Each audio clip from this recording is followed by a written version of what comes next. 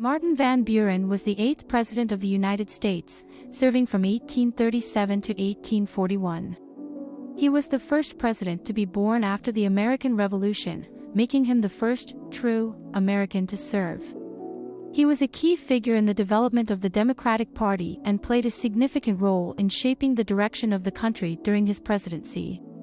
A major point of Van Buren's presidency was his handling of the economic crisis that the country was facing at the time.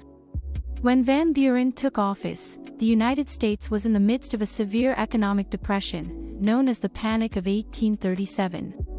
This crisis was caused by several factors, including the failure of the Second Bank of the United States, overspeculation in land and other assets, and a decline in international trade.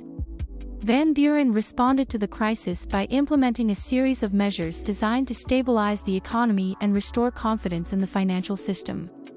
One of the key steps he took was the establishment of an independent treasury system. The independent treasury system was designed to remove the federal government from the banking system and reduce the risk of future financial crises. Under this system, the government deposited its funds in a series of independent treasury offices rather than in banks. This helped to reduce the risk of a bank failure, which could have caused further economic instability. Van Buren also implemented a policy of fiscal conservatism, cutting government spending and reducing the national debt. This helped to restore confidence in the financial system and improve the overall stability of the economy. Additionally, Van Buren supported a return to the gold standard, which was a system in which the value of the currency was tied to the value of gold. He believed that returning to the gold standard would help to stabilize the economy by providing a stable basis for the value of the currency. Martin Van Buren continued the Indian removal policy of his predecessor, Andrew Jackson, which aimed to relocate Native American tribes living in the southeastern United States to Indian Territory in present-day Oklahoma. This policy was implemented through the Indian Removal Act of 1830, which Van Buren supported as Jackson's vice president.